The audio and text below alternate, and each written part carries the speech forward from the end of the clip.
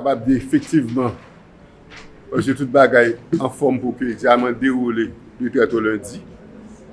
Et l'horaire d'examen, contrairement à l'examen 9e année, comme Timothée Pipiti, eh bien, pour l'examen S4 là, eh bien, on a commencé à 8h30. À 8h30, l'examen a commencé. A bien une pause. Et dans l'après-midi, on a commencé à 1h, 1h, 4h, 1h, 4h, parfois 2h30, 3h en fonction de l'examen qu'a fait là. Il y a des informations qui viennent dans le ministère là, qui fait connaître qu'il y a des groupes de rattrapage et que il y a des petits monuments de COP pour tirer des COP pour examiner pour eux sur le téléphone. Et nous aviser tous les parents de ne pas rentrer dans le jouet de ça.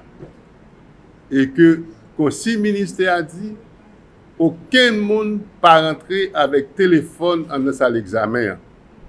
Donc, on a rappelé les candidats par rapport à l'information qui vient, par rapport à COB qui eh bien, tout le monde qui a un téléphone dans le centre d'examen, eh bien, a récupéré, il a éliminé. C'est seul responsable de centre là, au besoin qu'à utiliser le téléphone. Ni surveillant, ni superviseur, pas de droit d'utiliser le téléphone dans le centre d'examen.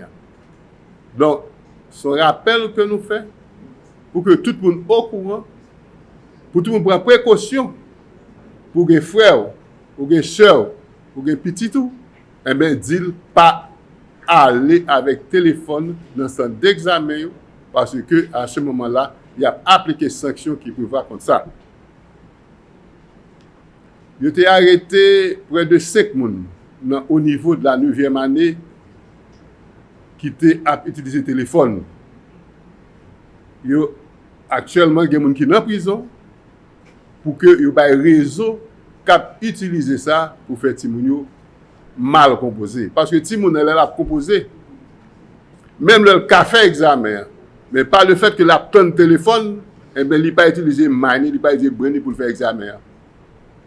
Donc, c'est un mauvais bagage que nous combattons et nous rappeler tout le monde encore, téléphone est interdit, pas utiliser téléphone dans le centre d'examen, c'est seul responsable de centre. Surveillant, superviseur, pas utiliser téléphone. Et si on monde ou utiliser lui, eh bien, on va tomber sous le coup de la loi. Santé déjà dissipé déjà. Eh bien, depuis jeudi, dans fils Timounio, eh bien, il y a qui côté à proposer. Il y a une adresse centre d'examen. Donc, jeudi ou bien demain, capable, faut passer, il faut visiter pour qui côté à proposer pour que le jour de l'examen, et puis, il arrive à l'heure dans le centre d'examen. L'examen a commencé à 8h30. Et après 9h, eh bien, nous ne pouvons pas accepter de revenir dans le centre encore. Et si vous n'avez pas un cas grave, vous ne pouvez pas expliquer les raisons de retard là, eh bien, vous ne pouvez pas accepter dans le centre d'examen. Donc, nous souhaitons que tous les élèves prennent consigne ça en considération pour qu'ils mettent en pratique pour éviter que ils ne pas subi, eh bien, et que ne pas tomber en bas de la loi. Donc, nous espérons que parents et que nous-mêmes journalistes, nous avons fait un message à passer pour nous, pour que les élèves ne pas utiliser le téléphone dans le centre d'examen. Donc, moi, je dis tout le monde, merci.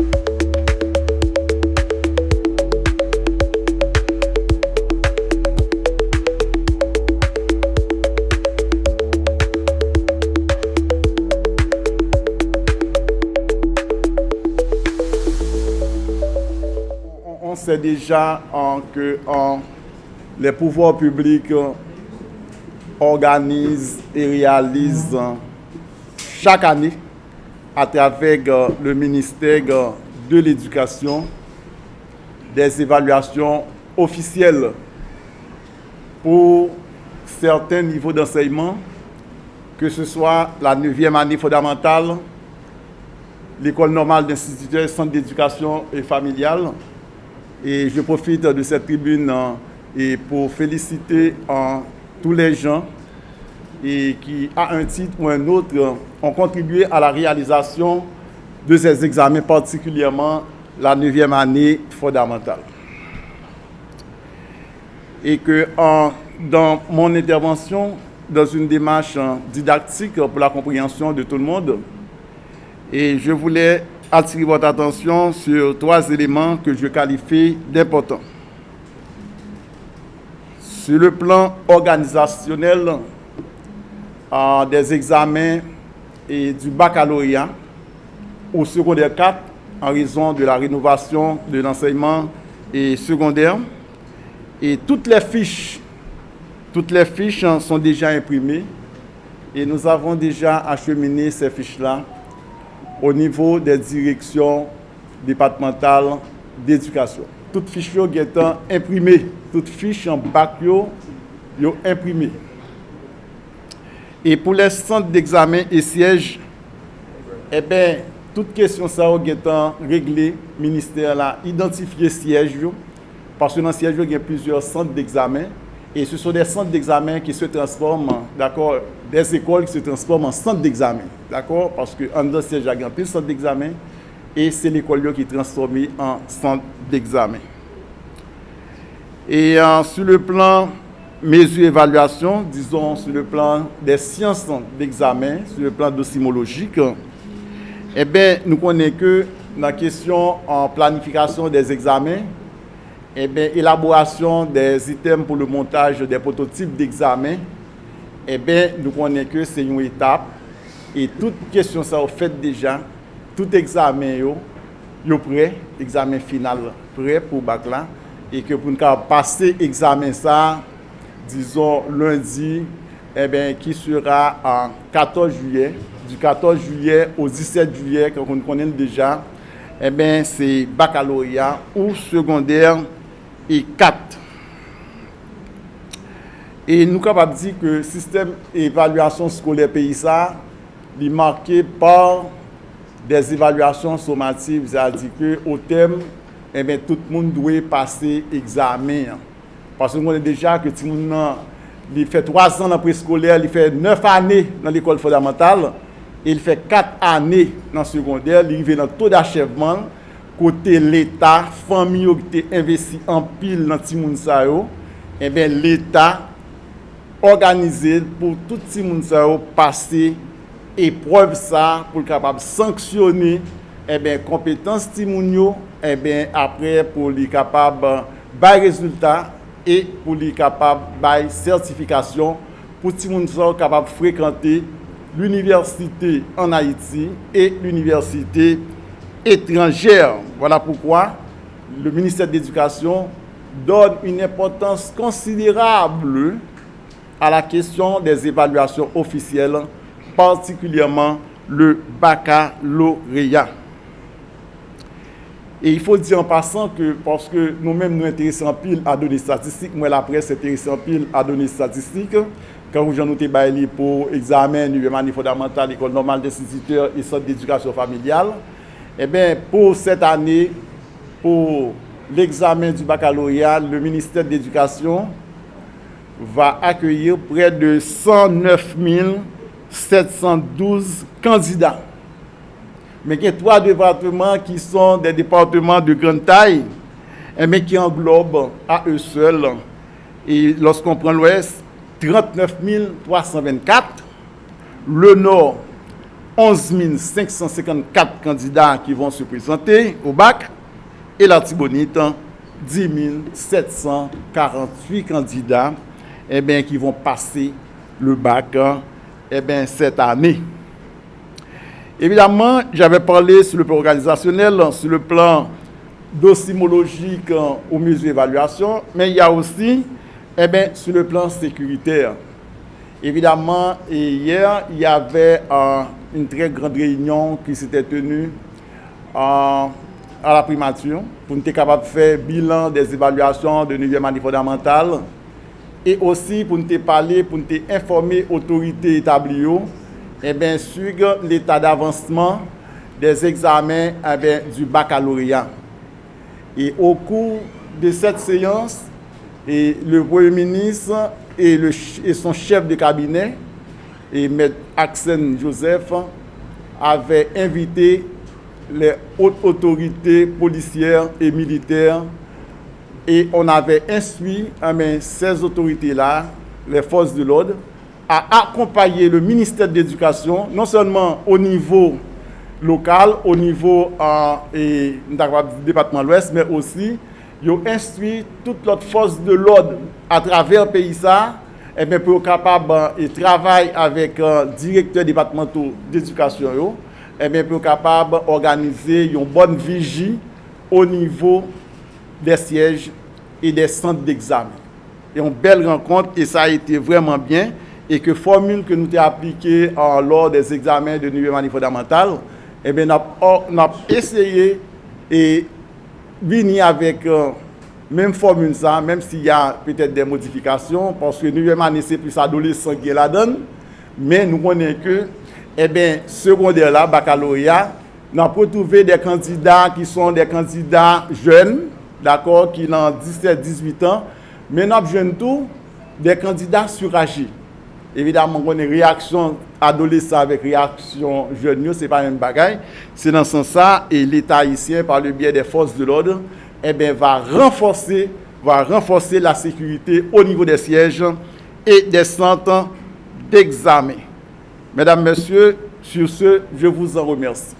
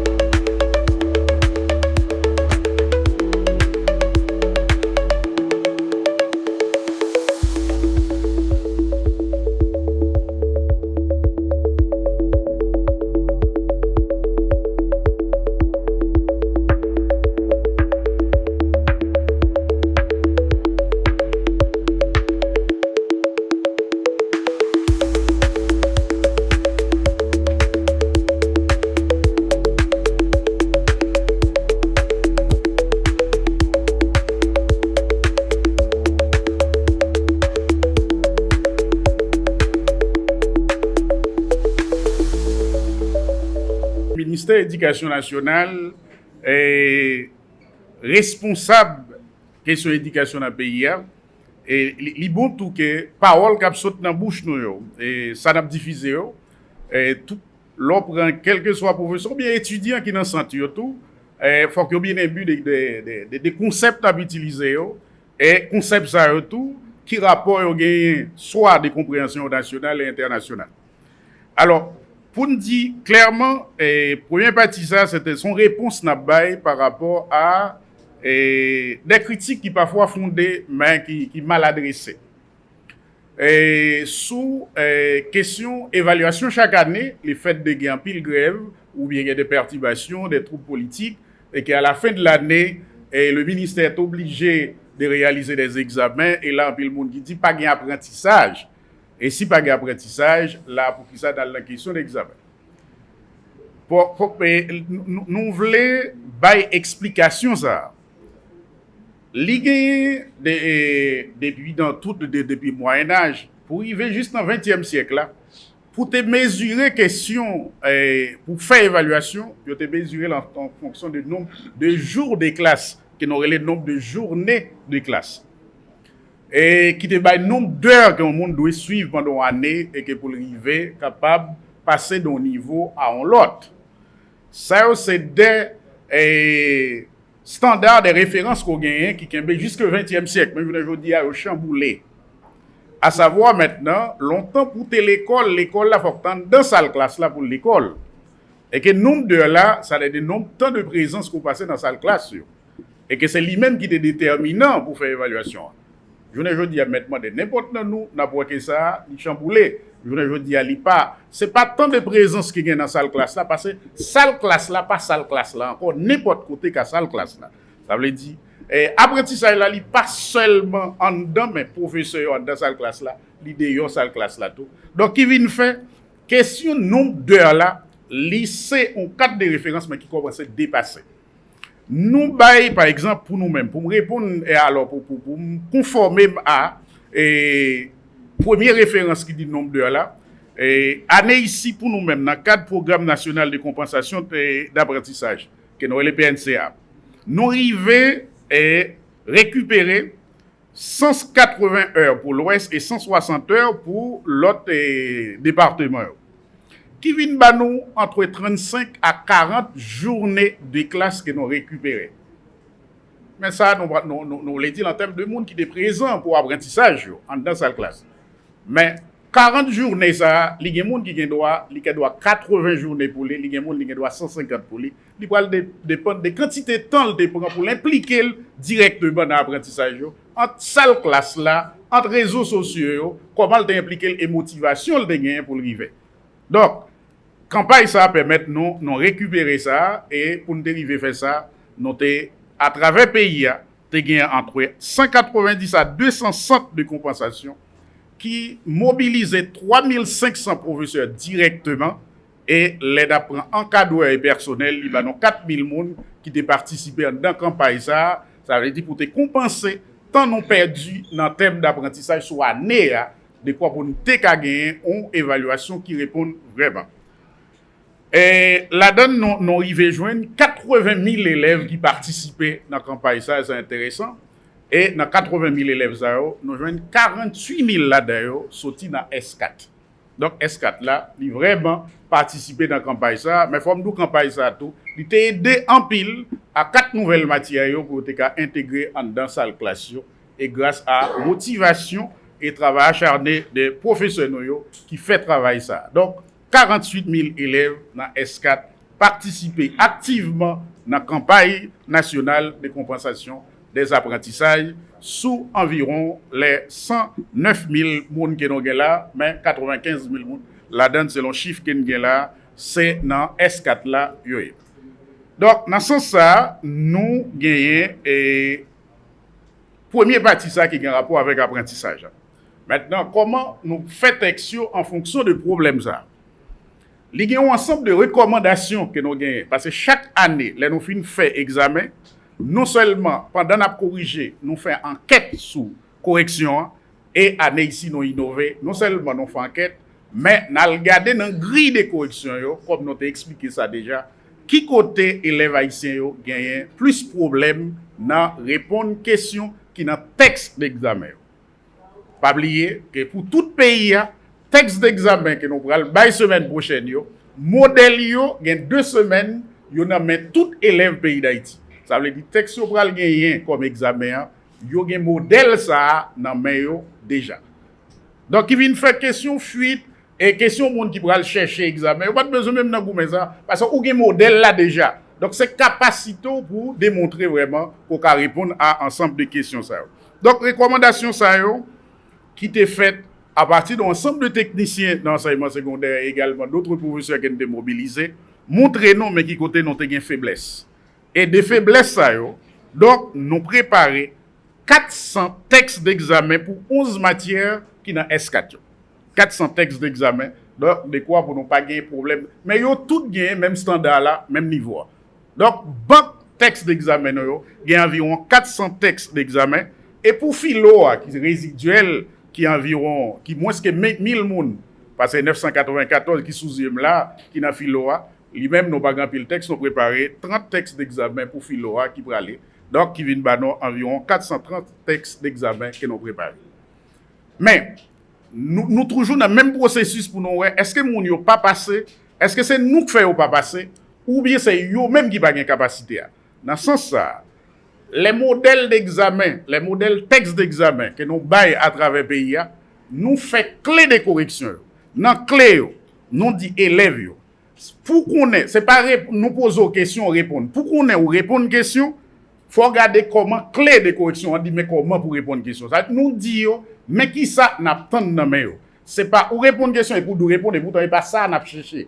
Donc, si toutefois, malgré ça, qui ne doit pas arriver, non, mais de toute façon, ça peut arriver, que la question n'était pas claire, mais nous avons des clés de correction, nous disons, pour type question, ça, c'est comme ça pour répondre.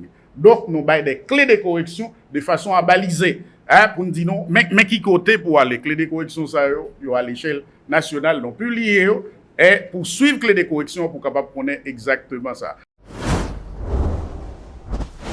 Je dis, c'est vendredi 10 juillet 2025 et là nous avons local UNESCO côté nous pourrons permettre que vous vivez un événement spécial parce que c'est remise officielle un lot matériel à savoir des véhicules roulants que UNESCO a fait don avec l'État haïtien dont ministère de l'Éducation nationale.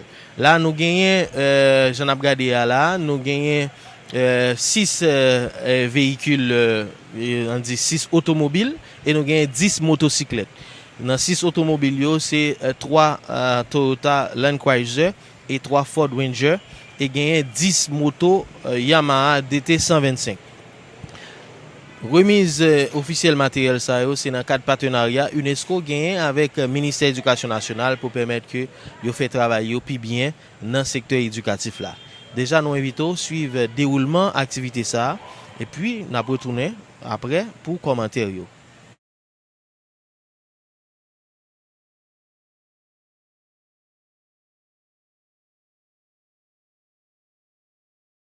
Capacité du ministère, notamment via ses différentes structures techniques, dont l'ONAP, la Direction de planification et de la coopération externe, la DPCE, et l'unité d'études et de programmation, l'UEP. Ces équipements qui allont être remis ce matin devront permettre au ministère d'améliorer leur mobilité et de mieux coordonner leurs actions. Mesdames, Messieurs, distingués invités, nous sommes très heureux d'introduire le représentant résident de l'UNESCO dans son allocution, M. Eric Volibi. Je vous demande de l'accueillir. Merci beaucoup. Merci Esther. Excellence, Monsieur le ministre de l'Éducation nationale et de la formation professionnelle, Mesdames et Messieurs les cadres du ministère de l'Éducation nationale et de la formation professionnelle, chers collègues du système des Nations Unies et des représentations diplomatiques, en l'occurrence la France, la coopération suisse et le Mexique, chers partenaires, Mesdames et Messieurs, tout protocole observé. C'est avec un immense honneur et une profonde satisfaction que je prends la parole en cette occasion solennelle marquant la remise officielle de véhicules et de motocyclettes. Ces acquisitions, financées par le projet de renforcement des capacités du partenariat mondial pour l'éducation, représentent bien plus qu'un simple atout logistique.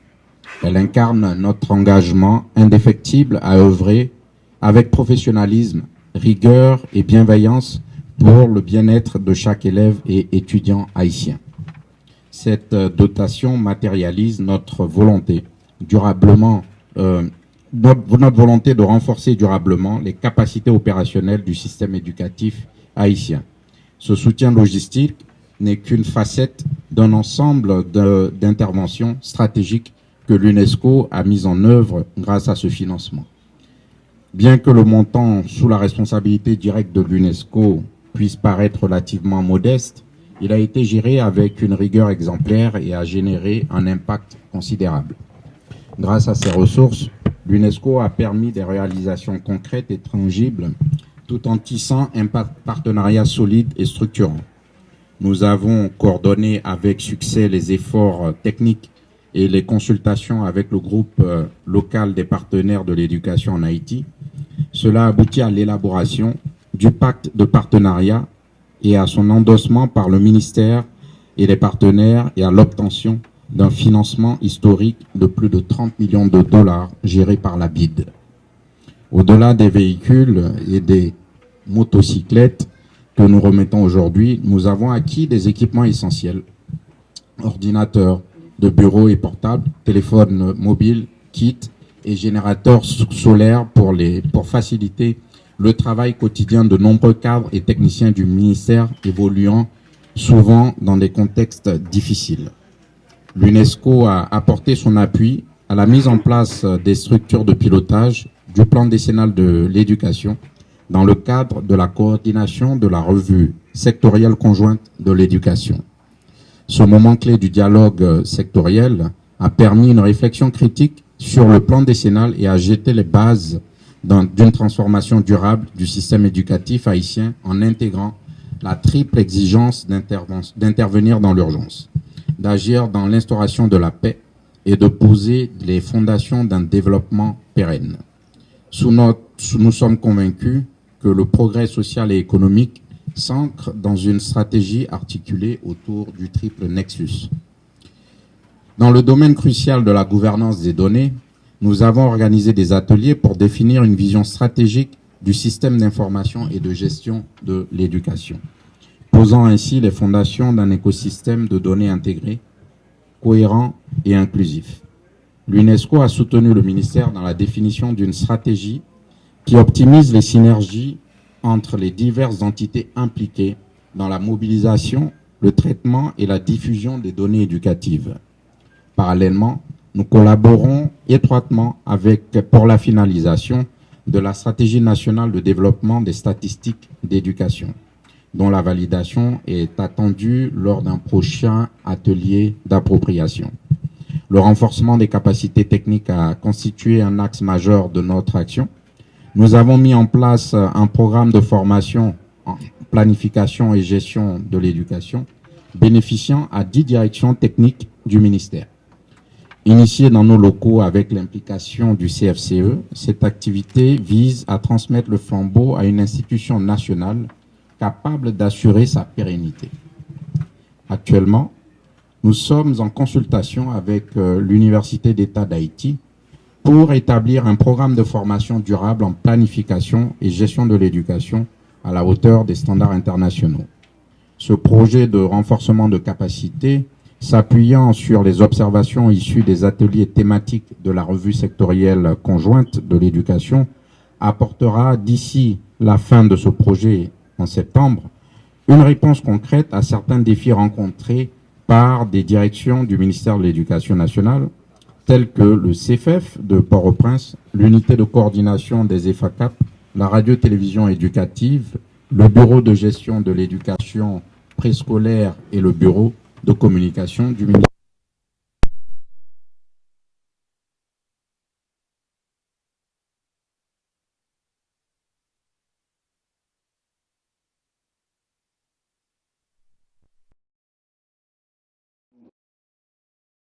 Composante essentielle de la réforme curriculaire en cours, l'UNESCO est également en consultation avec la Direction nationale du livre du ministère de l'Éducation pour l'intégration de cette dimension dans la politique nationale du livre en cours d'élaboration. Dans le même registre, nous sommes en consultation avec l'Académie créole haïtienne pour la formulation de recommandations sur la prise en compte des différentes études et provisions légales relatives à la politique de l'éducation multilingue basée sur le créole dans les différents chantiers de l'éducation, notamment l'élaboration des manuels scolaires et d'autres outils pédagogiques. Il est important de souligner que plus de 90% du budget alloué par le Partenariat mondial de l'éducation ont été consacrés aux besoins directs du ministère, sans compter la mobilisation de l'expertise de l'UNESCO mise à contribution. Excellence, Monsieur le Ministre, ce que nous célébrons aujourd'hui, ce n'est pas simplement une dotation de matériel. C'est la consolidation d'un partenariat structurant fondé sur la confiance, l'efficacité et la complémentarité. Mesdames et messieurs, en cette période où les défis s'accumulent, je tiens à saluer chaleureusement les équipes du ministère, mais surtout celles de l'UNESCO à qui je m'adresse maintenant. au cœur des tempêtes avec un courage inébranlable et des ressources souvent limitées. Vous avez su, par votre dévouement, votre créativité et votre résilience, accomplir un travail d'une qualité remarquable. Vous avez ainsi contribué de manière significative à améliorer les conditions de travail de nos partenaires nationaux et par extension, l'avenir de la jeunesse haïtienne. Votre professionnalisme, votre engagement sont des phares dans l'obscurité. Sachez que vous avez le soutien inconditionnel du représentant résident que je suis et de l'organisation tout entière. Face aux menaces et aux épreuves que vous pourriez rencontrer dans l'exercice de vos fonctions, de vos nobles fonctions, l'UNESCO se tiendra à vos côtés, veillant sur votre sécurité et votre bien-être. Votre courage est notre force et votre dévouement notre fierté. Je vous remercie. Merci, monsieur le représentant résident de l'UNESCO en Haïti, monsieur Éric Volibi, qui, au cours de son allocution, nous a fait comprendre que cette remise ne s'inscrit pas seulement dans une seule dynamique, mais plutôt dans une vision plus large de renforcement institutionnel et d'engagement envers l'éducation de qualité pour tous, fondée également sur la consolidation du partenariat entre l'UNESCO et le ministère de l'Éducation nationale et de la formation professionnelle. J'ai donc ainsi l'honneur d'inviter à présent Monsieur le ministre de l'Éducation nationale et de la formation professionnelle, en l'occurrence Monsieur Augustin Antoine, pour sa prise de parole. Mesdames, Messieurs, je vous prie de l'accueillir. Merci. Monsieur le représentant résident de l'UNESCO en Haïti, notre ami Éric Volibi, Monsieur le directeur général du ministère de l'Éducation nationale et de la formation professionnelle, professeur Yves Roblin, Monsieur le directeur général de la Direction nationale du livre et du ministère de la Culture, Ernst Saint-Louis, Mesdames, Messieurs les directeurs techniques du ministère de l'Éducation nationale, et chers partenaires de la coopération espagnole, suisse et mexicaine, chers amis invités, chers amis des plateformes syndicales ici présentes, Mesdames et Messieurs de la presse parlée, télévisée et écrite.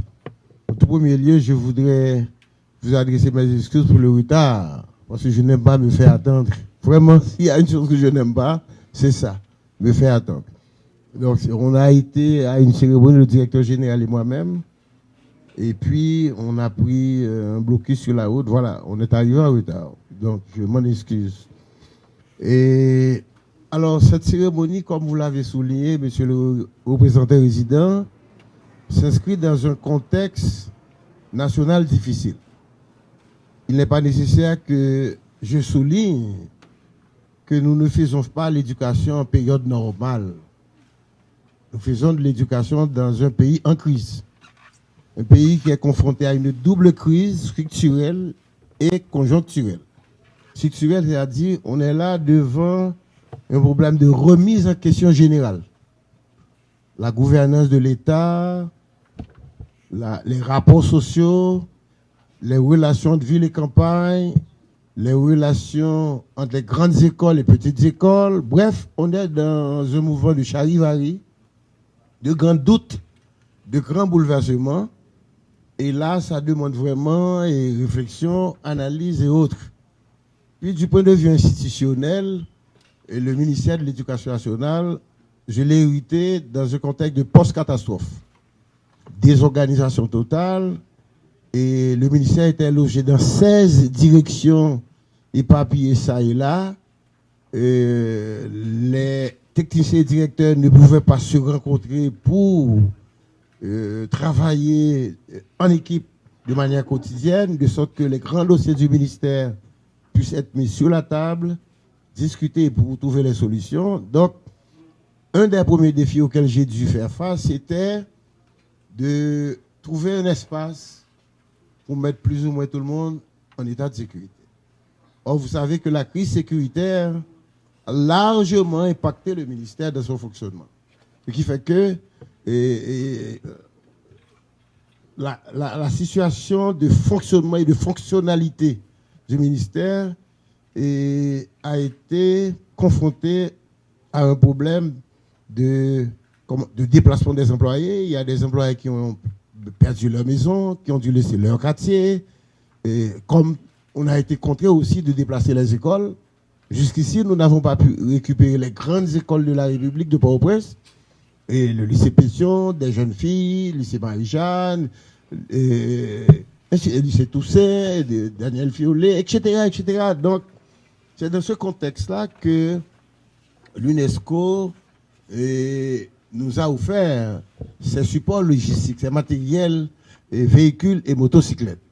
Donc, c'est pour vous dire que, comme vous l'avez souligné, il ne s'agit pas d'un simple don, c'est, si vous voulez, une réponse que vous avez apportée à la crise logistique. Parce que les directions techniques sont dépourvues, les véhicules ont été volés ou carrément incendiés. Dans d'autres cas, quand je prends par exemple le Bunex, les employés n'ont pas pu aller à Nazon récupérer les matériels pour travailler. Donc, c'est vraiment une situation de grand désordre et de déconstruction. C'est dans ce contexte-là que s'inscrit cette cérémonie.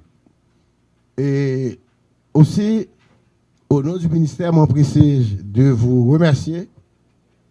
Mais ces remerciements s'étendent aussi à tous les employés et techniciens de l'UNESCO, puisque, comme vous l'avez également souligné, l'UNESCO nous accompagne dans le cadre de la revue sectorielle, dans le cadre des ateliers qui ont été organisés pour le secondaire, la filière technologique. Et j'en profite pour vous remercier publiquement.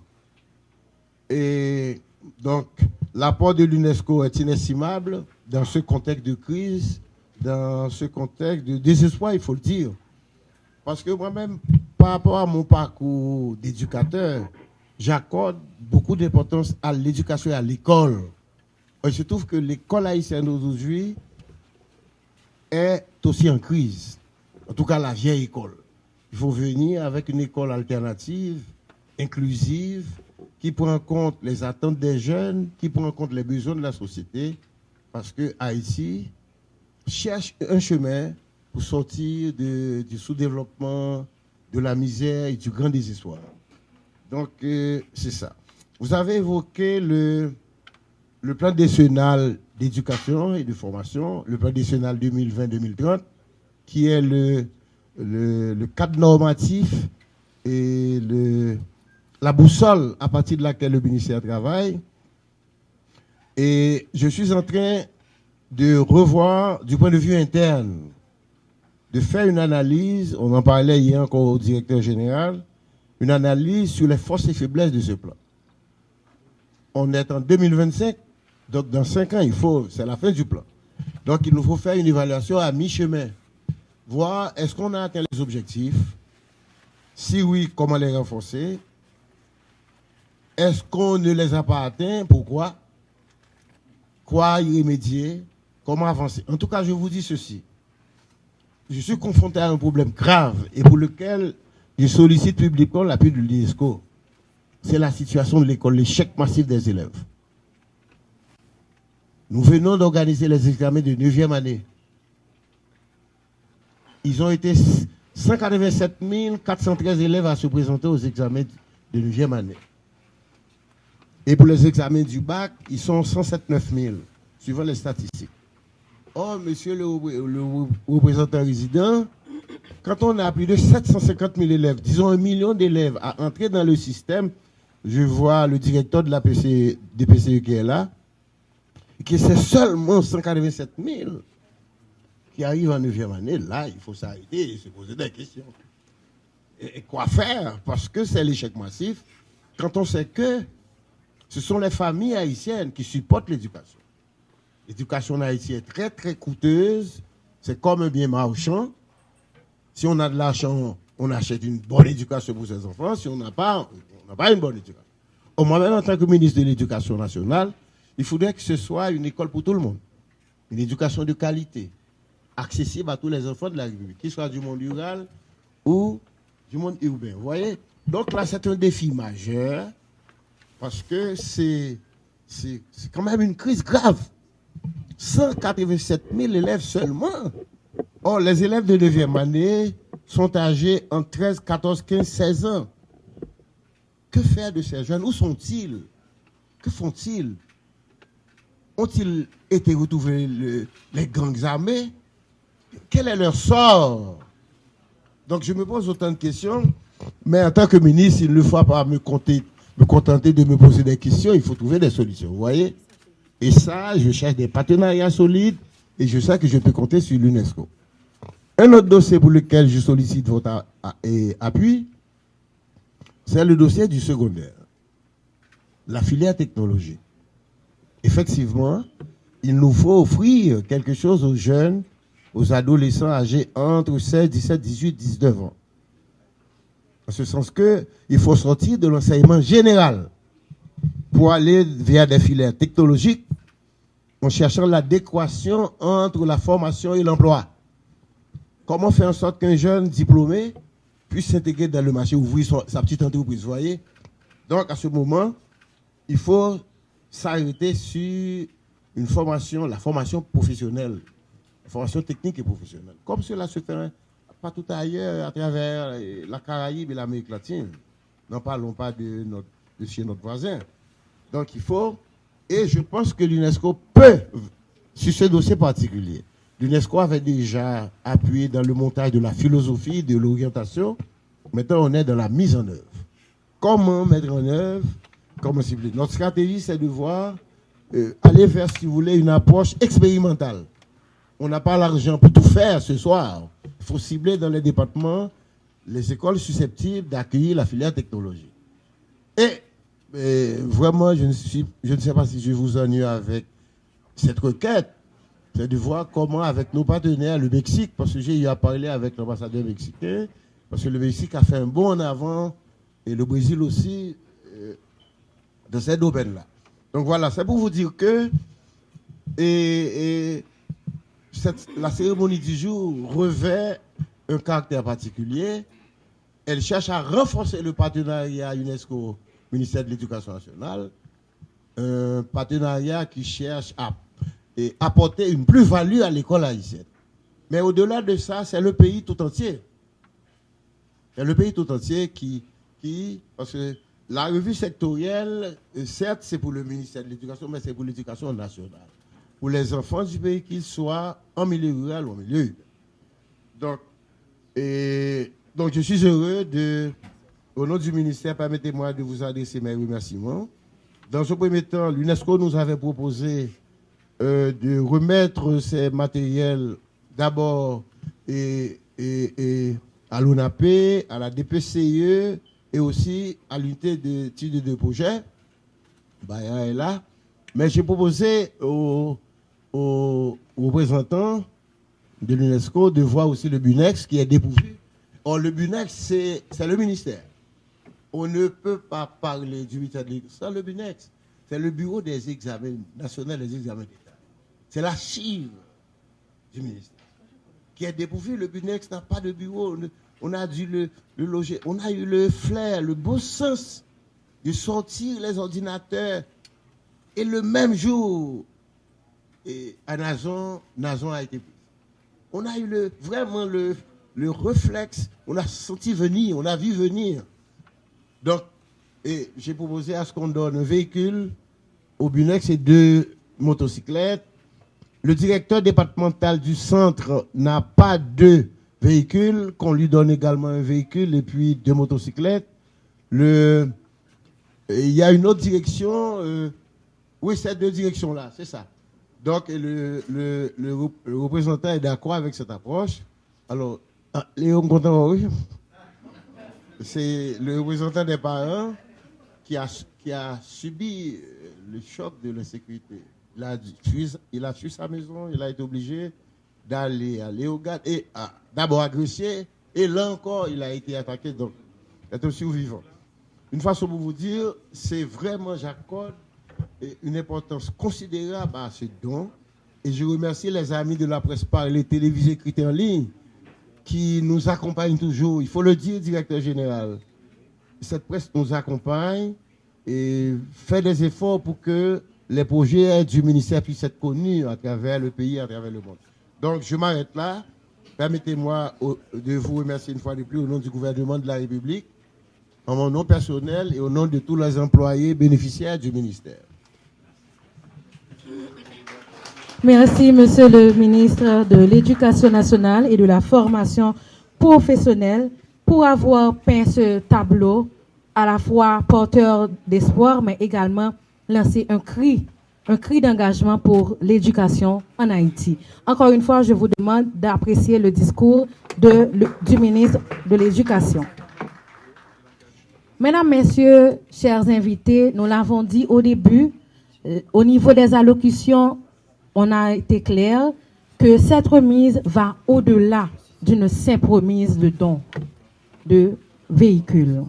Cela rentre dans un partenariat entre l'UNESCO et le MEF qui ne date pas d'aujourd'hui et qui va continuer, surtout à travers les projets cités par le ministre ce matin.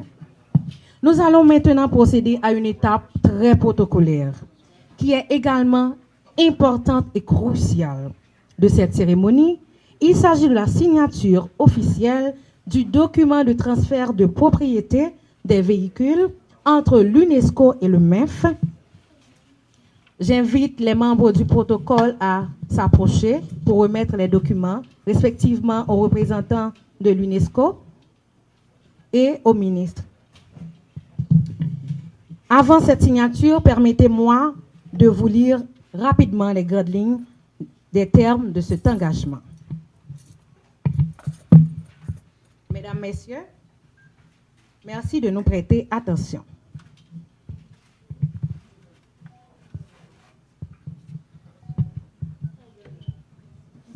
Accord de transfert de propriété entre l'Organisation des Nations Unies pour l'éducation, la science et la culture, si après dénommé l'UNESCO, et le ministère de l'Éducation nationale et de la formation professionnelle, le MEF.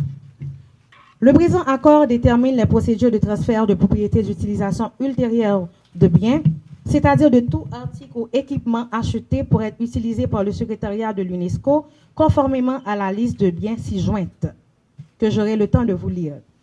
Étant donné que le ministère poursuit un objectif non lucratif compatible avec les objectifs et le mandat de l'UNESCO, et que la poursuite de cet objectif par le MEF sera utilisée par le transfert des biens considérés. Et étant donné que l'UNESCO, après examen des critères de redéploiement des équipements, à d'autres bureaux, divisions, unités, a décidé de transférer au MEF la propriété des biens désignés dans la liste jointe au présent accord. L'UNESCO transfère la propriété de ces biens dans l'état et à l'endroit où ils se trouvent. Elle ne formule aucune observation et ne donne aucune garantie à leur état ou à leur appellation. Si les biens doivent subir des réparations ou un entretien avant d'être pleinement réutilisables, le MEF prendra en charge le coût de ces réparations. Pour validité, le présent accord prend effet à compter de la plus récente date indiquée sur la présente page, signé en 2 exemplaires originaux entre l'UNESCO et le MEF, au nom du représentant de l'UNESCO, M. Éric Volibi, et le ministre de l'Éducation nationale et de la formation professionnelle, le ministre Augustin Antoine. Donc, chers membres de la presse, je vous invite à immortaliser cette signature.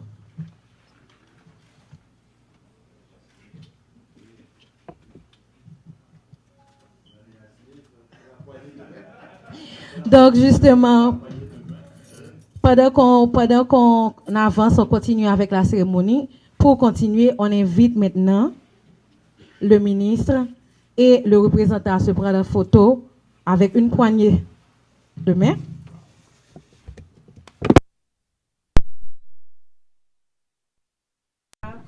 Fait par le représentant de l'UNESCO et encore une fois le ministre de l'Éducation nationale et de la formation professionnelle. Sur ce, j'appelle mes collègues.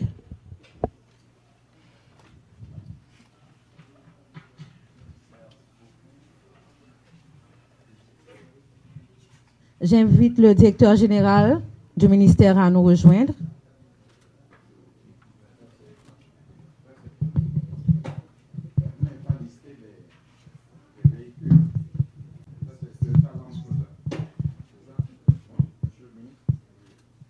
Au nom de l'UNESCO et du Partenariat mondial de l'éducation, je vous remets 3 clés représentant les clés de 3 langues totales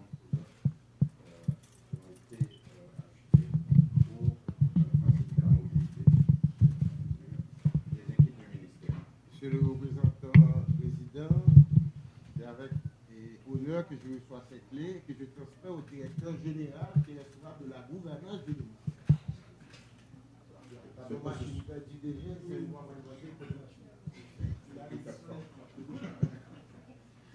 Étant donné que ça reste la propriété de l'État, oui, à travers le ministère, donc ceci, ce sont les clés des 3 pick-up Ford pour encore une fois la mobilité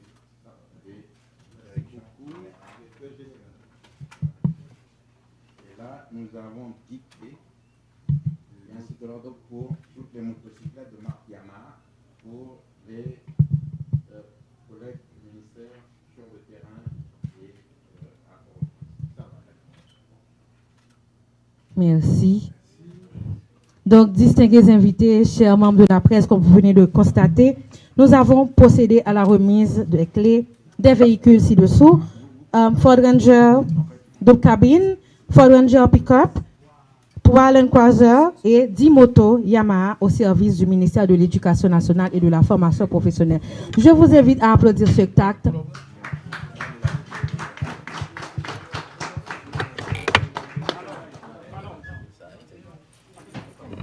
On a fini avec la prise de photo.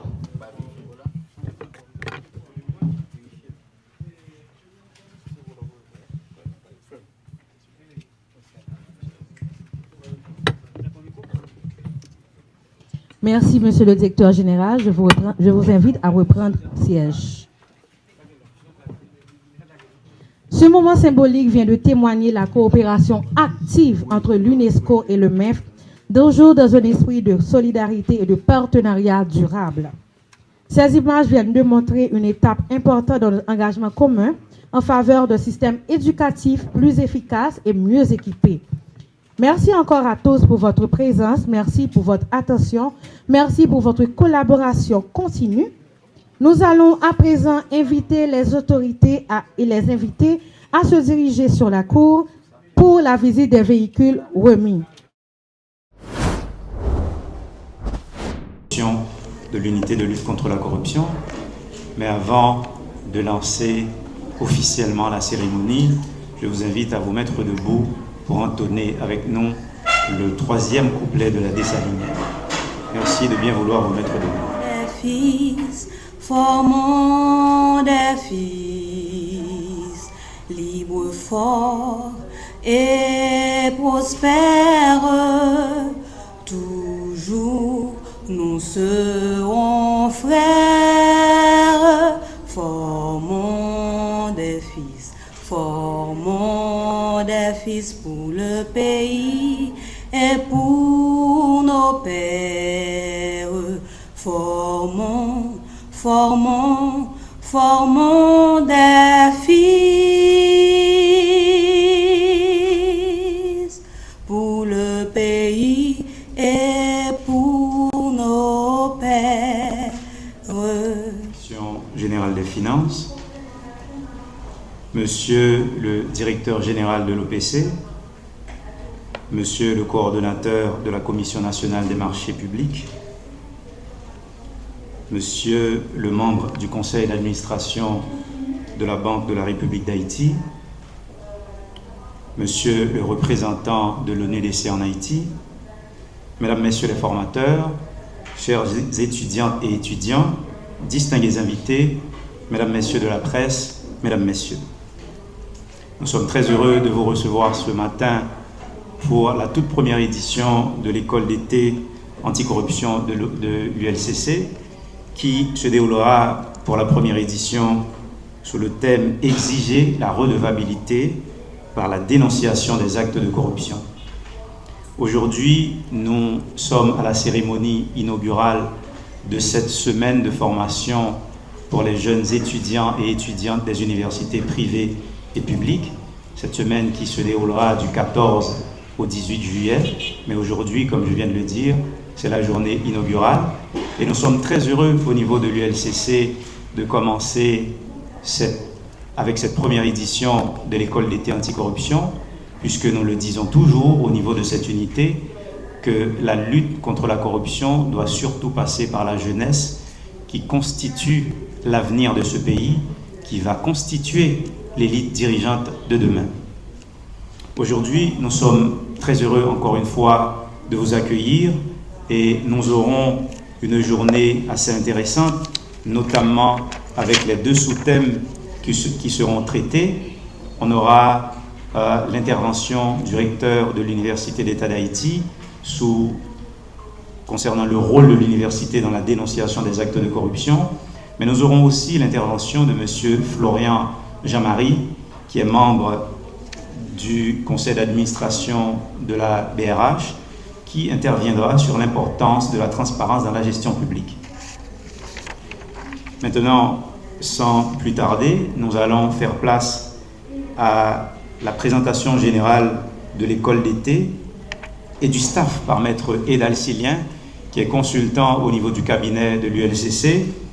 Il est aussi directeur pédagogique de l'école d'été. Donc, il va nous faire une présentation générale de l'école et du staff. Maître Edal Silien. Merci, Monsieur Joly. Monsieur le directeur général de l'unité de lutte contre la corruption, Madame la directrice générale de l'inspection générale des finances, Monsieur le coordonnateur de la Commission nationale des marchés publics, Monsieur le directeur de l'OPC, Monsieur l'ancien coordonnateur de la Commission nationale des marchés publics, Monsieur le représentant de l'ONUDC en Haïti, Mesdames, Messieurs les formateurs, chers étudiantes et étudiants, et Mesdames, Messieurs la presse parlée, écrite et télévisée, ainsi que les médias en ligne, et Mesdames, Messieurs, alors en ma qualité de directeur pédagogique de l'école d'été anticorruption, cette première édition est organisée autour du thème « Exiger la redevabilité par la dénonciation des actes de corruption ». Je tiens avant toute chose de féliciter les étudiantes et les étudiants qui ont franchi cette étape. Il faut dire que la sélection, ça n'a pas été une chose assez facile, et parce que l'ULCC a reçu beaucoup de candidatures, à savoir 270 candidatures, et sur ces 270, on a pu retenir plus d'une cinquantaine meilleurs candidats. Donc, on va dire à ce stade que si vous êtes là, soyez fiers du fait que vous faites partie de cette première cohorte. Et on va dire aussi que vous venez d'intégrer un réseau de jeunes capables de propulser un autre discours et aussi capable de proposer une autre forme de leadership en matière de gestion de la chose publique. Alors rapidement, en guise de présentation de l'école d'été anticorruption, on va dire que cette école s'inscrit dans des efforts constants de l'ULCC visant à proposer un modèle de gouvernance axé sur la promotion des valeurs d'intégrité et de probité et de redevabilité, bien entendu avec la participation des jeunes universitaires issus des universités publiques et privées d'Haïti. Alors cette école, on va dire qu'elle a été conçue par le directeur général de l'unité de lutte contre la corruption pour répondre aux objectifs suivants. D'abord, promouvoir chez les jeunes universitaires une éducation à l'intégrité et à la lutte contre la corruption. Et cette école vise aussi à créer un espace d'apprentissage, aussi de débat et d'échange autour de la problématique de la corruption et ses effets dévastateurs de société. Et de manière très spécifique, c'est une école qui entend informer les jeunes universitaires sur les modalités de dénonciation des actes de corruption ainsi que les mécanismes de protection des dénonciateurs.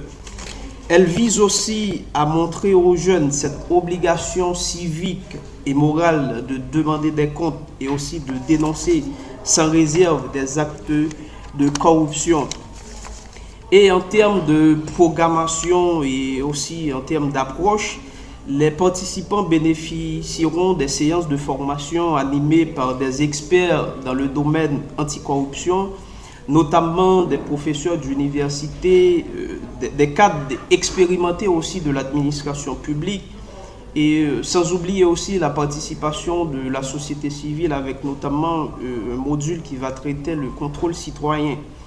Alors, les modules, durant toute la semaine, aborderont des préoccupations qui concernent le cadre normatif et institutionnel de lutte contre la corruption en Haïti, des mesures répressives de la corruption, l'identification des bénéficiaires effectifs, et le contrôle citoyen, comme je viens de le préciser, et les modalités de dénonciation des actes de corruption et les mécanismes de protection des dénonciateurs, pour ne citer que cela.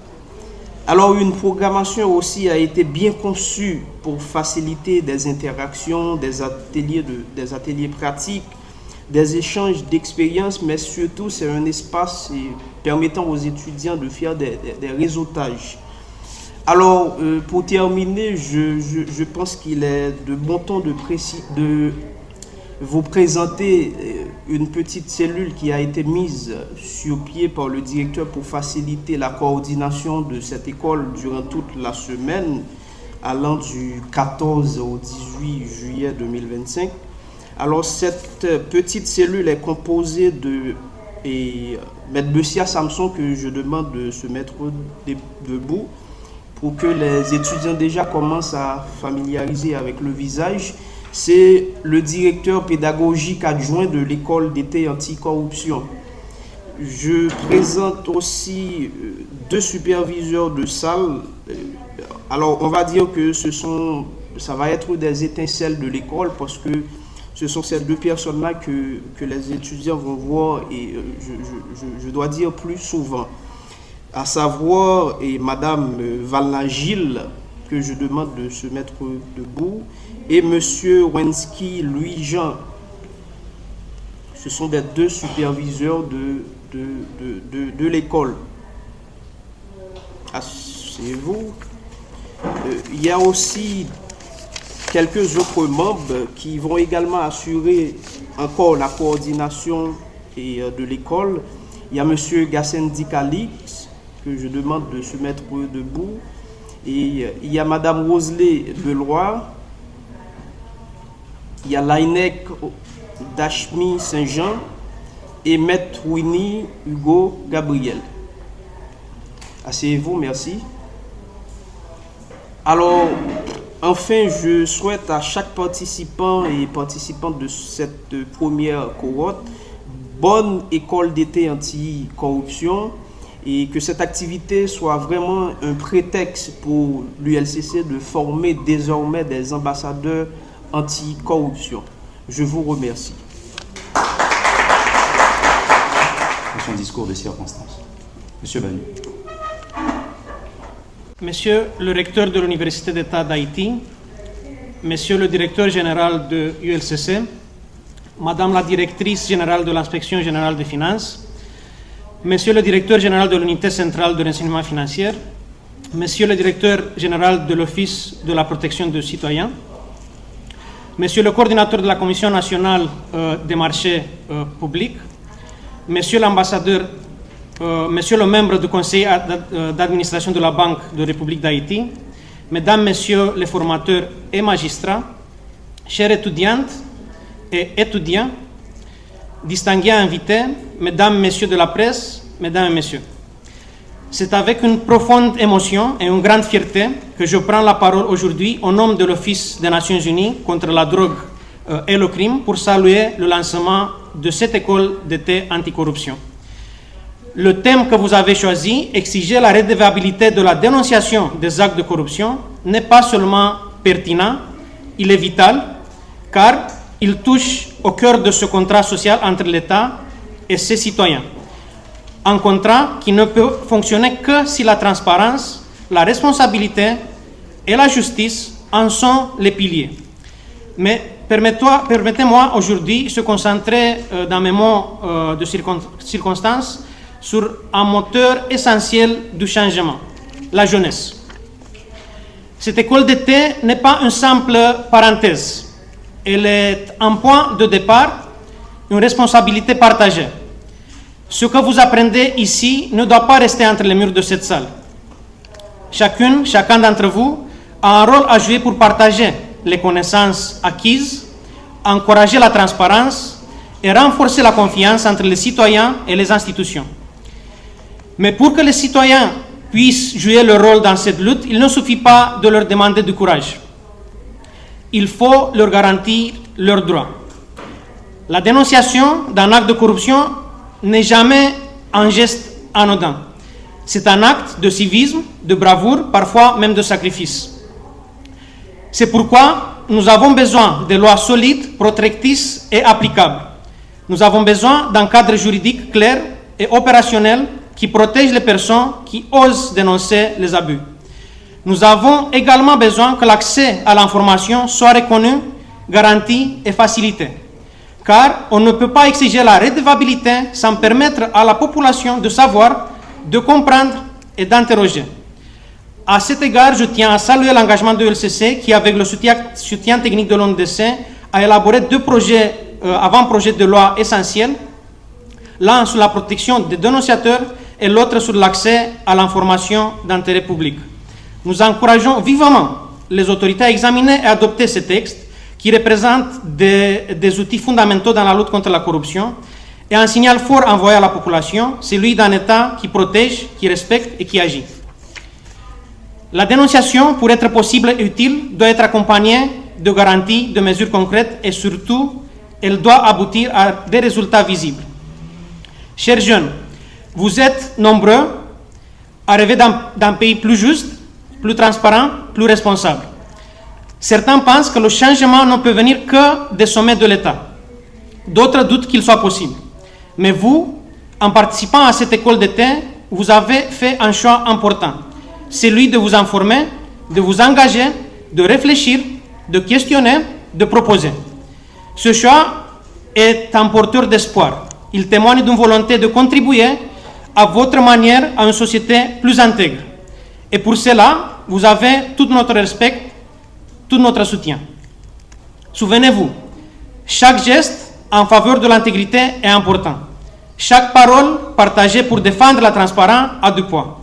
Et chaque pas fait vers l'intégrité renforce les fondations d'un État de droit plus solide et plus digne de la confiance de ses citoyens. Au nom de l'ONDC, j'aimerais réaffirmer notre engagement à vos côtés. Nous continuerons à soutenir le renforcement du cadre juridique, à promouvoir la protection des dénonciateurs, à accompagner les institutions, mais surtout à écouter et amplifier les voix de la jeunesse haïtienne.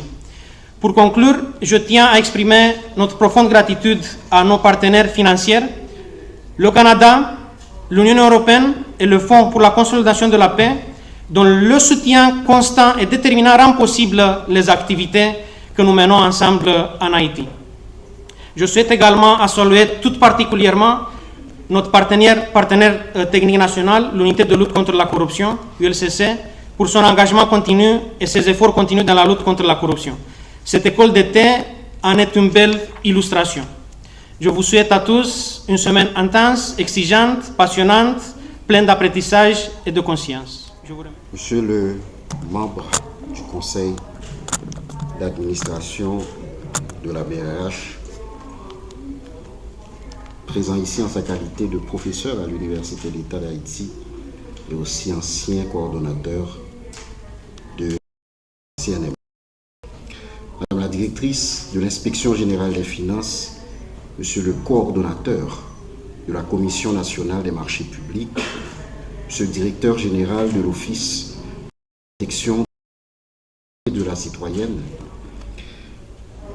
Monsieur le conseiller anticorruption pour l'ONUDC en Haïti, Mesdames, Messieurs les formateurs, honorables magistrats, chers étudiants, participants, chers collaborateurs et collaboratrices de l'unité de lutte contre la corruption, distingués invités, Mesdames, Messieurs de la presse, Mesdames, Messieurs, l'événement qui nous rassemble aujourd'hui, ce matin, l'école d'été anticorruption, constitue un moment historique de rencontre, de formation et d'échange profond sur un sujet crucial qui assaillent notre société et qui remontent à des temps immémoriaux.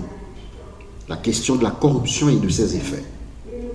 Plus qu'un exercice de partage de savoir précieux et adapté, cette école d'été se veut un lieu de remodelage ou de construction du citoyen de demain, du fonctionnaire vertueux de demain. Cet objectif est intimement lié à la mission de moralisation de l'administration publique et surtout de la vie publique en général, confiée par le législateur à l'unité de lutte contre la corruption. Cette première édition d'école d'été anticorruption, lancée par l'ULCC autour du thème « Exiger la redevabilité par la dénonciation des actes de corruption », se faisait une référence pour la jeunesse haïtienne, une jeunesse assoiffée d'une société plus juste, plus équilibrée et soucieuse d'un avenir meilleur. Cette jeune génération, dignement représentée dans cet espace par des étudiants brillants et surtout motivés, continue d'exiger, avec la conviction qui est la leur, la redevabilité auprès des gouvernants dans la gestion de la chose publique. Le message et les exigences de cette jeunesse sont très clairs. L'honnêteté, l'éthique, la transparence et la responsabilité doivent être au cœur de la gouvernance publique. C'est donc en écho à ces revendications tout à fait légitimes que l'ULCC intervient pour les outiller davantage dans ce domaine complexe et surtout spécialisé. Dans cette veine, l'unité de lutte contre la corruption ne cessera de rappeler les conséquences néfastes de la corruption à chaque fois que l'occasion se présente. En fait, elle est un obstacle géant au développement économique du pays et à l'atténuation de la pauvreté. Étant un enjeu éthique, institutionnel et juridique, nous croyons qu'elle n'est pas seulement une simple atteinte à l'ordre public, mais aussi un facteur de déséquilibre économique et social, un facteur incitateur de la grande criminalité, de l'exclusion et de l'instabilité politique. C'est un poison pour la démocratie et pour l'état de droit, ces valeurs civilisationnelles qui caractérisent la République d'Haïti et dont nous ne cesserons d'affirmer et de défendre à travers chaque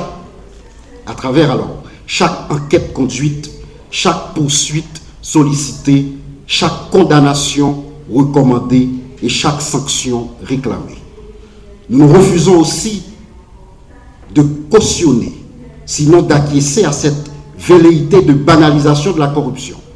Nous nous opposons en alignement, bien sûr, avec la loi à toute atteinte à la probité, de quelque lieu qu'elle puisse provenir. C'est le moment donc de réveiller la conscience citoyenne qui est en nous et surtout qui anime chaque jeune étudiant ici présent pour dire non aux pratiques impies de la corruption.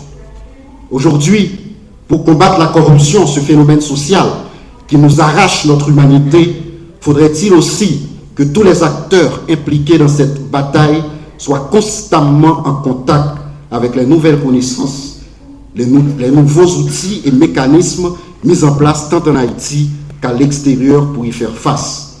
C'est cette ambition portée par l'institution en organisant pour la première fois cette école d'été anticorruption. Mesdames, Messieurs, cette école d'été traite d'une question vitale pour l'Haïti de demain dont nous rêvons tous, puisque la bonne gouvernance se révèle essentielle à la réinvention de notre avenir dans ce pays. Aujourd'hui, les exigences de redevabilité et de transparence sont inextricablement liées et se dressent en des impératifs pour les sociétés contemporaines. Réinventons notre avenir et celui des générations futures en exigeant plus de redevabilité par la dénonciation pour une meilleure gouvernance. La dénonciation de la corruption est un acte citoyen fondé sur le droit, l'intérêt général, la responsabilité et les valeurs éthiques. Elle est essentielle pour prévenir et lutter efficacement contre la corruption et ses conséquences négatives. En ce sens, la dénonciation contribue à la responsabilisation des acteurs publics impliqués dans les actes de corruption et favorise subséquemment la transparence, dans la gestion des affaires publiques. Toutefois, signaler des actes de corruption aux autorités compétentes ou aux organismes chargés de lutte contre la corruption ne doit nullement être un tremplin pour atteindre des objectifs personnels ou politiques malsains. Elle doit être fondée sur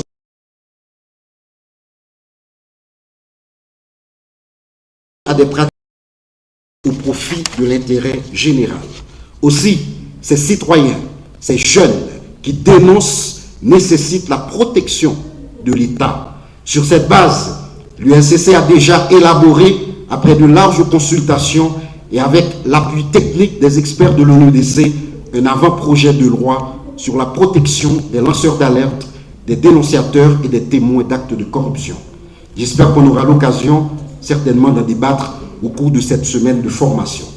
Chers participants, sans doute, les savoirs qui seront étalés et les discussions s'ensuivront ouvriront les esprits sur l'état de la corruption dans la société dans laquelle nous vivons à ce jour et permettront de comprendre le rôle qui nous est assigné en tant que citoyens d'Haïti, fonctionnaires vertueux de demain. Par cette démarche, il s'agit du même coup de contribuer à l'excellence et à l'édification d'une stratégie nationale intégrée de lutte contre la corruption pour le bien-être collectif. En retour, nous souhaitons qu'après cette formation, vous puissiez être de nouveaux citoyens, des citoyens avisés, des ambassadeurs anti-corruption qui vont à leur tour s'engager, contribuer autant que faire se peut à éduquer celles et ceux qui méconnaîtront les notions fondamentales en cette matière qui vous seront inculquées tout au long de cette école. Terminant mes propos, je vous remercie d'avoir répondu à cette invitation et vous invite à participer activement à cette formation intense et de haute portée scientifique. Je veux en profiter pour remercier nos partenaires, l'ONUDC, nos formateurs et nos conférenciers pour leur contribution essentielle. Que cette école d'été connaisse le succès qui mérite notre ambition. Sur ce, je déclare donc ouverte la première édition de l'école d'été anticorruption 2025. Je vous remercie.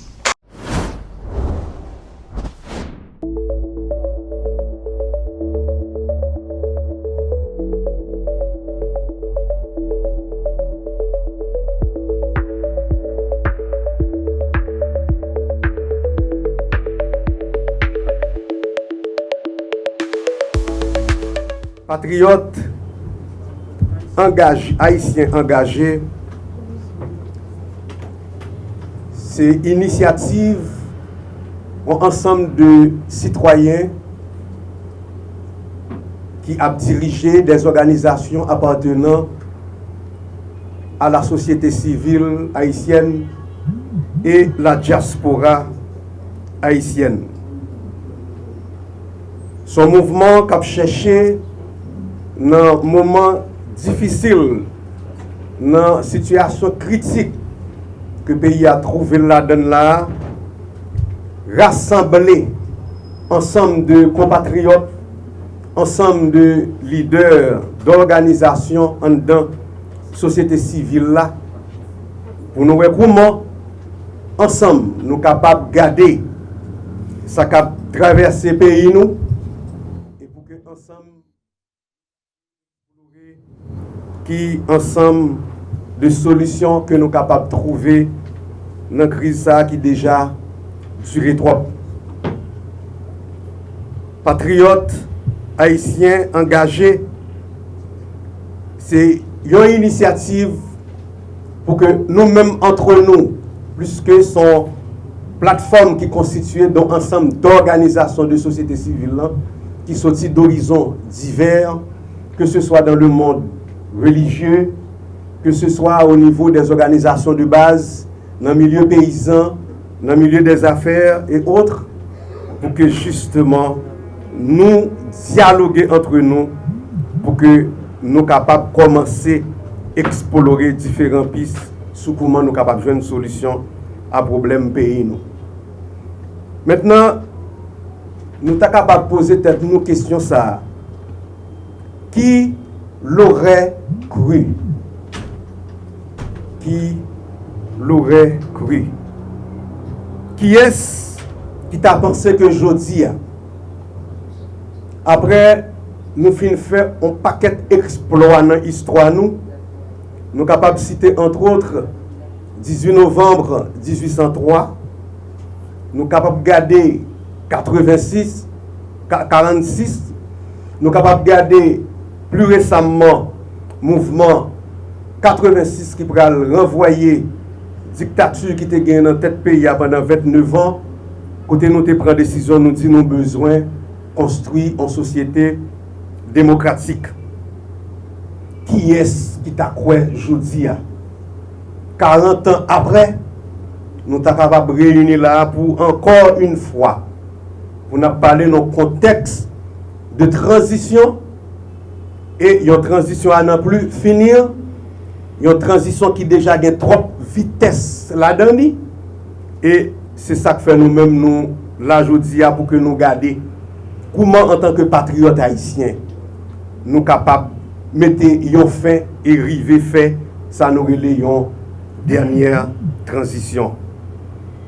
Qui est-ce qui t'a cru que aujourd'hui, situation n'a vivre là, c'est conséquences d'un ensemble de propres frères nous, avec sœurs nous, qui au lieu de penser pays, au lieu de assumer responsabilité face à nation, face à peuple là, en pile là-dedans qui gagne leadership pays à la main, que ce soit ça nous a relé entre guillemets élite économique, élite politique, mais nous constatons que notre grande majorité yo préféré rentrer en complicité avec moun qui raille pays, qui pas vle le pays, qui sermenté pour pays ça pas jamais un, qui c'est une cause qui explique ça n'a vivre là aujourd'hui.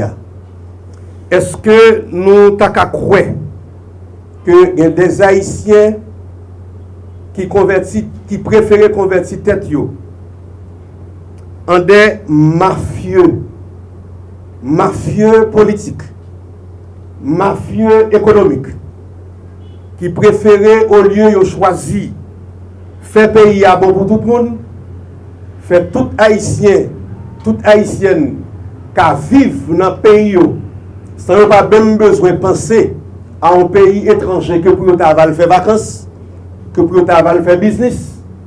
Qui est-ce qui t'a cru que aujourd'hui il est arrivé à convertir le pays ça dans salier aujourd'hui qui fait 40 ans après nous encore trouvé n'a parlé de questions de transition.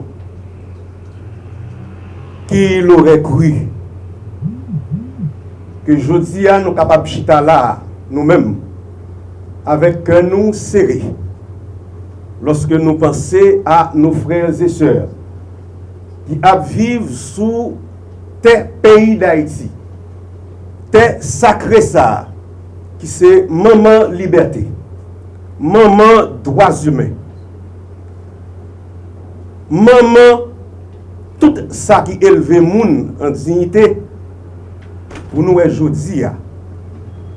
C'est propre frères nous, c'est propre sœurs nous qui préféraient à servir tête yo pour yo mettre au service.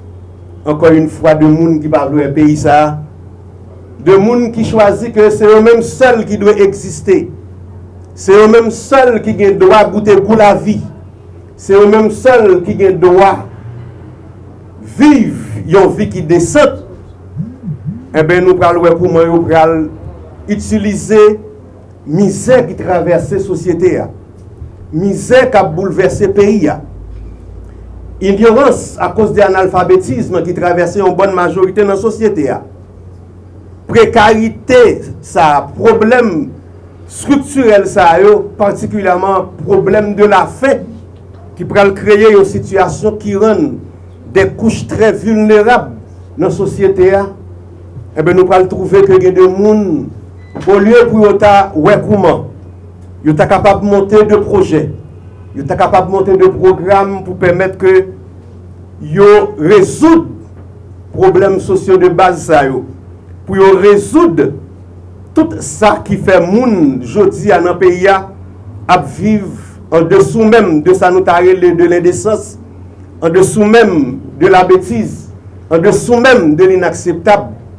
C'est triste pour nous. Non seulement c'est propres haïtiens frères nous qui a fait malheureuse, femmes, petits filles, petits garçons, maman nous, frères nous, sœurs nous, amis nous, pas même qu'à gagner tranquillité, pas même qu'à gagner la paix, pas même qu'à jouer de sécurité pour ta vivre la caillou. Et si nous-mêmes nous t'a regarder dans conditions infernales que frères nous ça yo, sœurs nous ça y a vivre, et si nous t'a regardé surtout dans zone reculée dans pays a, dans quelles conditions on a vivre, n'a demandé mais jodi a par rapport à l'idéal de sa lignère, par rapport à ça héros nous yo te préconisé, yo te visionné comme pays, est-ce que jodi a nous ta ka koué c'est de ça yo pour n'a parler jodi a. Enfin, qu'il aurait cru pour que jodi a nous un pays qui gagne de dirigeants dans tête li. Nous parler d'abord du Conseil présidentiel de transition qui issu de ça a relé un ensemble de négociations et de ça a relé entre guillemets un accord politique qui relé accord 3 avril. Accord qui pas existé en fait plus que de droit jusqu'à présent il pas jamais publié. Mais nous pas l'autre choix que mentionnel plus que monde qui dans tête pays a dit c'est sous base accord ça yo là. Qui est-ce qui t'a pensé que jodi a comme citoyen 2-3 jours de ça nous t'a gagné devant nous une lettre qui sortit du président du conseil de transition monsieur Fritz Alphonse Jean, lettre dans laquelle l'a fait état d'un ensemble de dérives que le chef du gouvernement PIM commet. Qui est-ce qui t'a cru que jodi a nous t'a capable d'entendre paroles ça yo, nous t'a capable lire sur un document qui signé par premier autorité pays a, qui est jodi a qui t'a pensé, qui t'a imaginé yon bagay comme ça pas possible. Qui est-ce qui t'a cru que au sein même de conseil présidentiel transition il y a des gens que institution pays a yon là-dedans qui changé pour traiter de questions ça qui c'est ULCC ta va inculper de gens qui trouvaient en deux CPT ça qui posaient des actes répréhensibles au point que nous connaissons tout scandale qui fait autour de questions ça.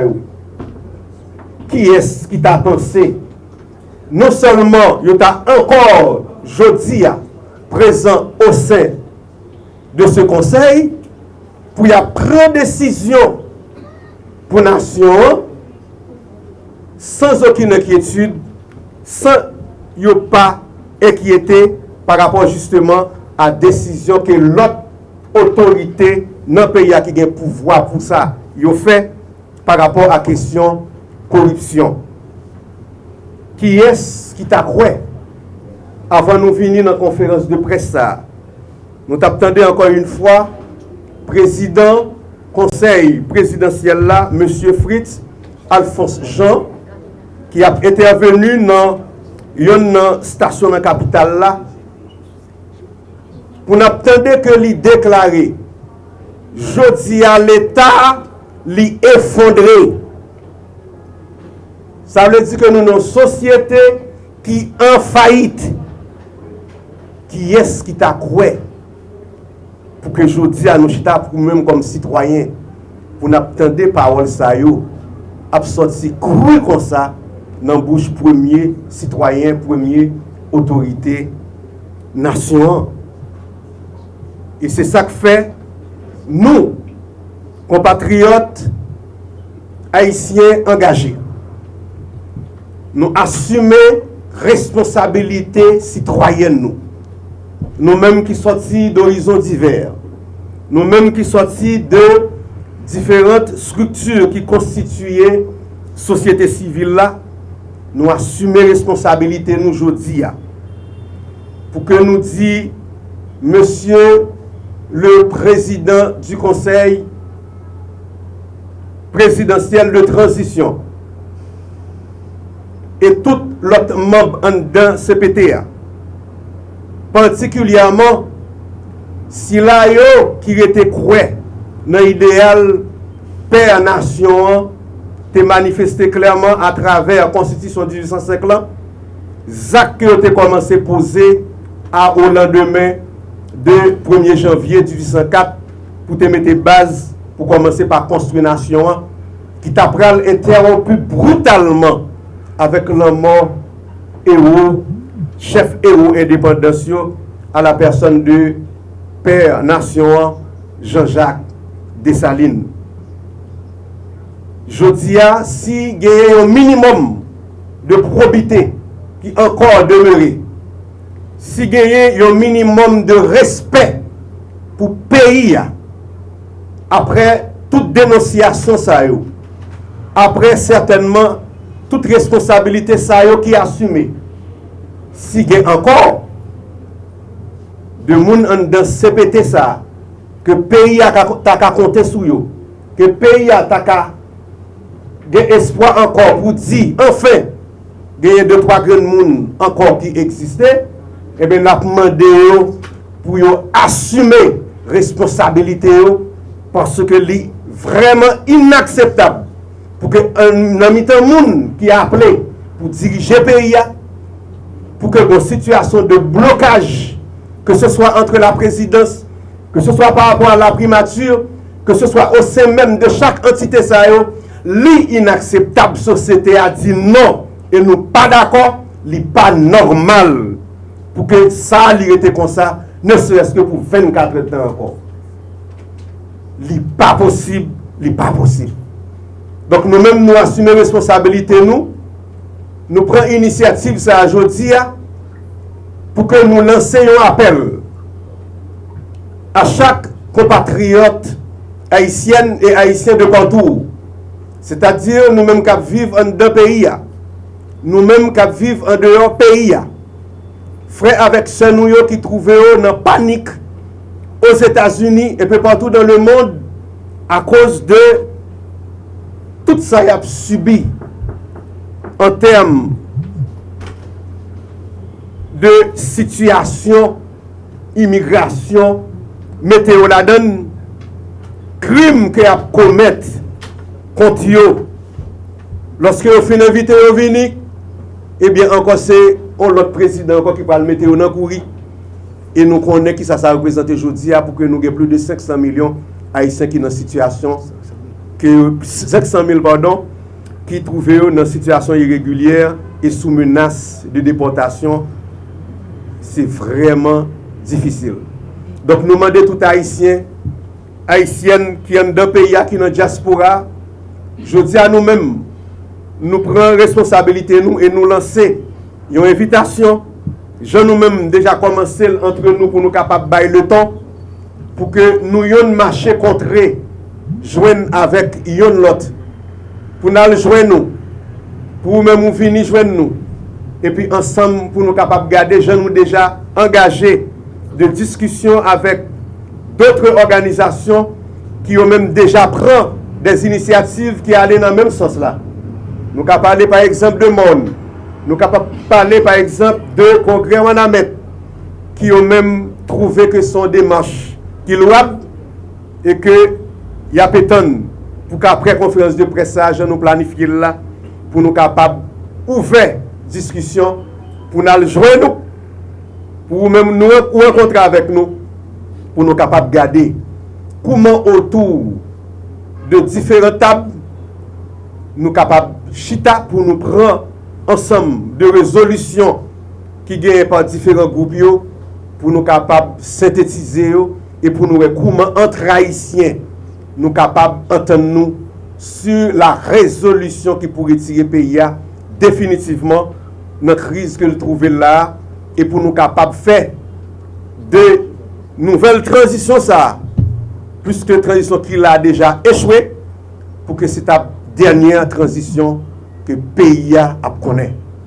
Je crois que ça vaut la peine pour que tout Haïtien nous fait dépassement de tête nous fait appel à humilité nous, à sagesse nous, pour nous capables de faire ça s'amender, pour nous mettre nous à la hauteur des défis que nous en face pour nous faire sacrifice qui est nécessaire, yon par rapport avec l'autre, et puis pour nous capables d'accepter l'autre, et d'accord que aujourd'hui, il est temps que nous assumions comme nation responsabilité nous, comme responsable en tant qu'organisation de la société civile, et nous demander franche encore qui plus ou moins penser que c'est haïtien, c'est patriote haïtien, pour faire ça s'amender avec pouvoir que vous investi de l'IA, pour que notre cadre initiative ça yo même tout yo porter contribution yo collaborer pour que nous baille l'humanité en leçon aujourd'hui pour yo dit cette fois-ci une solution haïtienne qui joigne notre crise haïtienne et pour nous capable mettre fin à cette transition que nous la donne depuis 86 et qui fait pays à connaître 40 ans de descente aux enfers pour que désormais année ça même nous mettons pays à nos dynamiques de construction. Que bon Dieu bénisse le pays d'Haïti. Que bon Dieu bénisse nous-mêmes, journalistes, participants qui là, nous avons dit vive Haïti, vive Dieu, c'est l'Éternel qui est Dieu. Merci.